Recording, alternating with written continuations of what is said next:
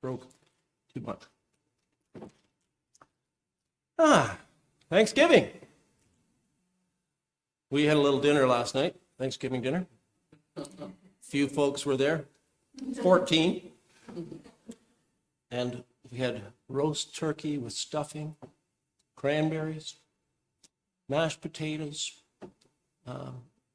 root vegetables, sweet potato casserole from Toots Hicks's recipe with the pecans and brown sugar on top. It's pretty much like pumpkin pie, but it's the main course. Good stuff, good eating. Kind of slows you down a little bit the next day. You know how I'm saying? You kind of, it's that some tryptophan or other that's in the turkey. Makes you sleepy. So I call today's food for thought message, and we're going to talk about food. Food and included in food is drink, by the way. It's just, it's there. And, you know, that's a pretty big topic because we spend an awful lot of time on food. All of us, any given day. Maybe all your food's made for you by somebody and you don't worry about it too much. You just step up to the table and you don't clean up afterwards. You just dine and there you go. Maybe not so, but you still like the food and you still apparently need to eat it. So food's pretty big for all of us, and we have our favorites. But we spend a lot of time, most of us spend a fair bit of time every day, probably in a kitchen, or at the grocery store, picking up the stuff, thinking about the stuff, making a list about the stuff, driving back and forth to get the stuff, then preparing, cooking, whatever it is we're going to do, then eating, then cleaning up afterwards, then throwing out the trash. You know, there's a lot of time, a lot of hours spent pretty much every day for many of us in the food world, food process. So, and basically the commerce around here and in many places in the world is very much dependent on the whole food process and the necessity of us to eat. In Haliburton Village here, we have two little village, although it seems to be growing, two grocery stores, two major grocery stores that have a lot of food in them. In addition to, two chain drugstores that have a ton of food in them too. You can pretty much shop for your meal there too. A couple of small pharmacies now there's actually 5 pharmacies now because we need 5 in Haliburton, right? The one's in one of the major grocery stores. So and then there's a couple of other pharmacies that have food items in them. There's a convenience store, at least one where you can get stuff and food. Maybe almost a dozen like restaurant type places where you can go and get fast food or just go in and eat in the general vicinity. And then we have the farmers market, which ties the whole town up for all day Tuesday, all through the summer. And what do you buy at the farmers market? A lot of food.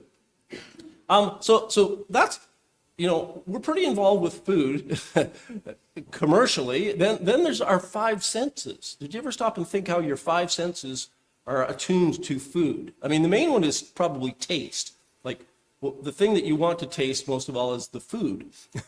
And it's a delight to have good tasting food and drink. So there's taste. Of course, smell goes along with that. Because if it doesn't smell good, you probably won't eat it if it smells bad, right? So you got taste, smell, sight, your eyes. Food should look good. Like, anybody that's a foodie will tell you got to make it a presentation of the food. What else is the sense of feeling or touch? Thank you. Well, you touch your food, you pick it up, it's got different textures in your mouth and stuff like that. So that's a part of eating and part of food and handling the food. The only one left is sound. Now, how does hearing play into food? Does it at all, really? Oh, yes. It's like bacon sizzling in the pan, right? Sizzling. Rice Krispies, snap, crackle, pop. So sound does clearly play it.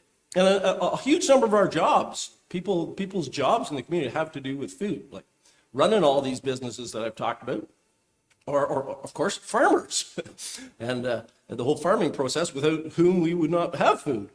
So, I mentioned this if you didn't read my Thanksgiving letter, there's probably a few copies around the front or the back. But I was talking about, God has been involved in the whole chain of events that from the farmer to the grocery store. Most of us just see the grocery store, but it starts at a farm somewhere, And it goes through, there's people involved with trucking, there's people involved with packaging, with processing, all this kind of stuff.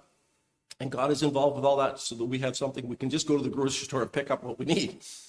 Amazing. All 6 of my gang, which, how many are you here today? 1, 2, 3, 4. 4 are you here today? And the other 2 as well, all had jobs at one point or another in the food industry business. So, and so did I. I worked at the Pine Stone as a sous chef. That meant I chopped vegetables. Yeah. The Bible strongly reflects this human reality. Strongly. I mean, it is cover to cover, chock full of food stories. So even at the very, very beginning, probably chapter 1, I think it's chapter 1 or chapter 2, but chapter 1, I think, God makes all this stuff for us, like the vegetables and the fruits of the trees, and he says, and he gave it to us for food, right? It says right off the top. So we need food. It carries on. By the time you get to the flood, then after the flood, it is given to us to eat the animals. Interestingly enough, you can become carnivores. Sorry, Leslie. And so we have done. Although originally we were perhaps not meant to. There's a lot of controversy about that. So then, the big story of the Old Testament, the big story is the escape of the people of Israel from the land of Egypt, where they've been slaves. And that's called the Exodus, which means they exited from Egypt, with God's powerful hand came in and delivered them. But the reason they were there in the first place was because they were starving. There was a famine, and God had sent ahead one of the sons of Jacob, namely Joseph, to the land of Egypt, and he'd actually become prime minister. The rest of the family didn't know this, and he was in charge of the great. You got to read Genesis, guys. It's many chapters. I'm sliding through it at a hurried pace here. So Joseph becomes basically prime minister. The Pharaoh just goes and plays golf or something, and Joseph manages the whole land, and he stores up enough grain in the granaries, because God shows him, it's going to be these. He shows Pharaoh, and long story. Anyway, so he stores all kinds of grain. So eventually his whole family, who are back in the Palestine area, are starving to death, and they end up coming down to Egypt to get food. And they're fed and kept and protected and preserved by God's hand that way. So the whole story is about food. And then on it goes from there. So then they escape. God gives them the law. And the law of Moses, if you read it, it's got an awful lot in it about food. What you can eat, what you can't eat, for instance. A long list of things to be sacrificed, in worship. And most of that stuff, like, goats and cattle and pigeons and all that stuff, also you don't burn the whole thing, you eat a bunch of it. And then there are the feasts. There's like 5 major feasts, and at least two of them are about the harvest. So, there's a couple of major harvests in that part of the world. Like, I think there's a first fruits, there's a festival of the first fruits, which is about a harvest. And then there's the festival of weeks, the Feast of Weeks, another harvest. And that's where we get our idea to have a harvest Thanksgiving, which is what we're all about today, right? So this is Harvest Thanksgiving. And it goes back further than the Pilgrims, in case you ever wondered. So back in the Old Testament times, so this is like thousands of years ago, they were practicing giving thanks to God for providing them with the harvest, the supply of food. So if you read through the Gospels, and you should, if you haven't, you should. It will change your life.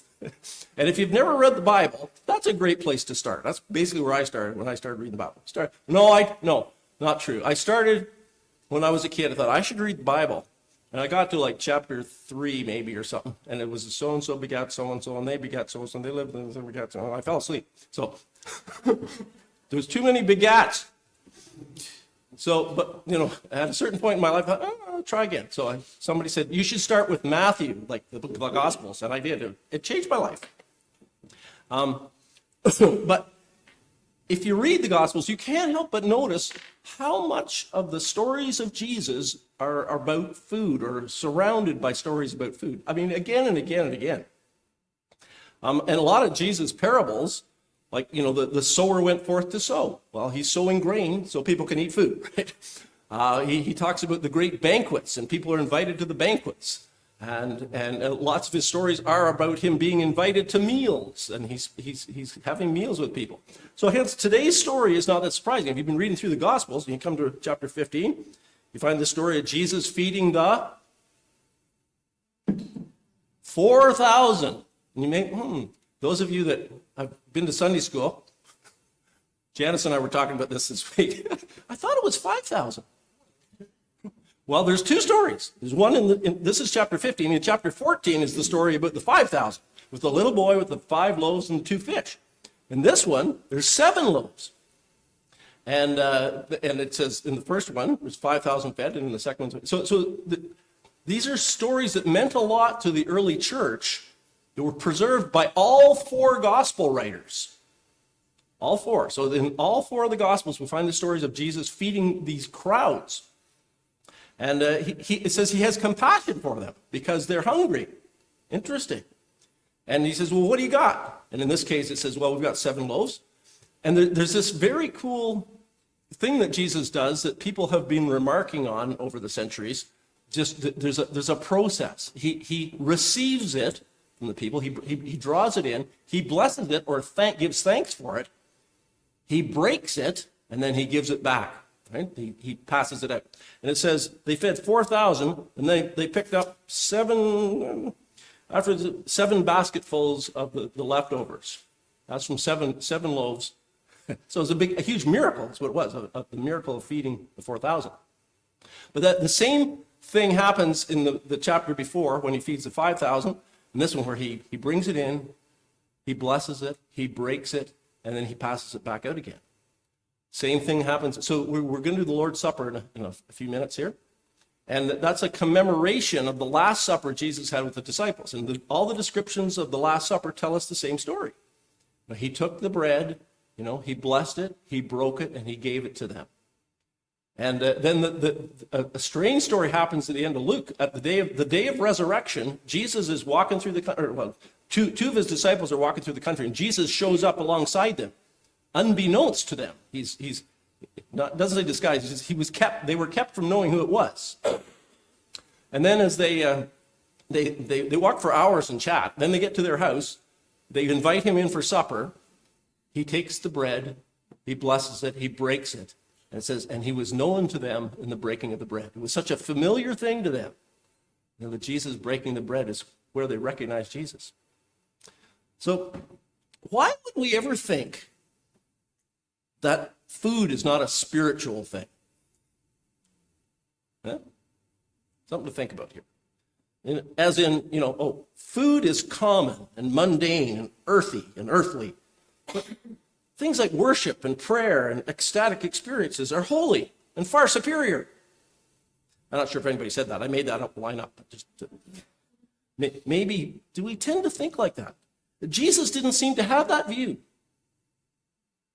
There's 2 errors, and we're going to get a little bit of theology. Two of the errors that have plagued the Christian faith for all through the centuries. Could even call them heresies, except they're not really all very conscious. And one is hedonism, and the other one is dualism.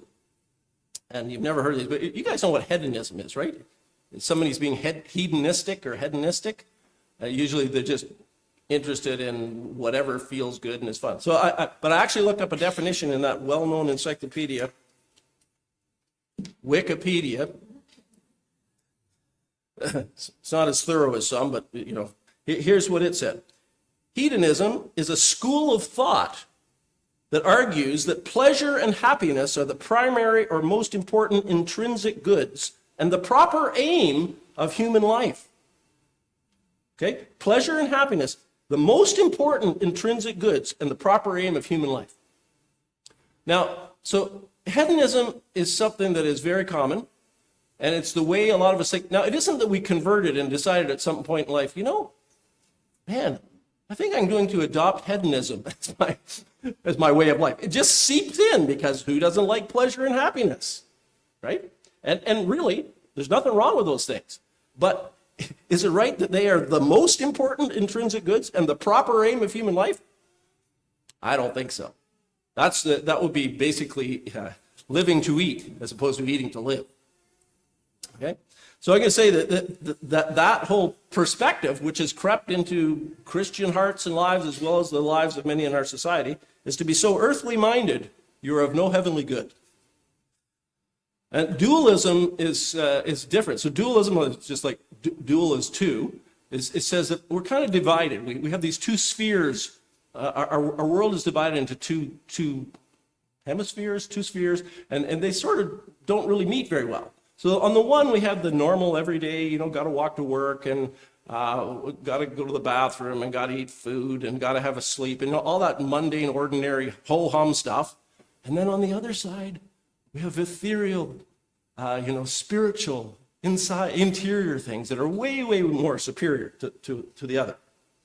So dualism sees pleasure and enjoyment in food and things pertaining to the body as at best weak and unimportant.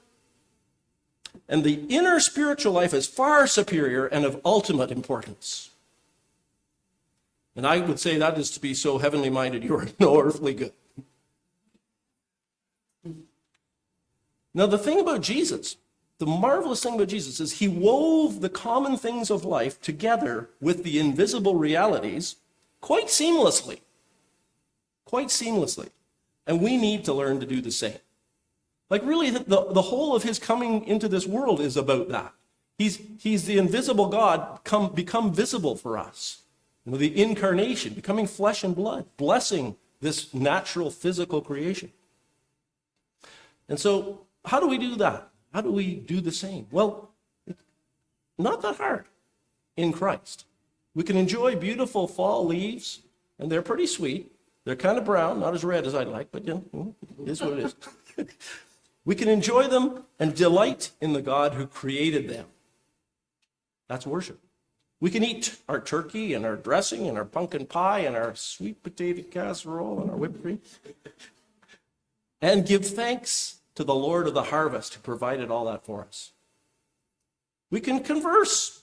It gets pretty wild at our house on one of these weekends, kind of loud. And we can converse and joke and play with our family and friends. And we can worship the God who designed us to live in community. What a wonderfully wise God he is.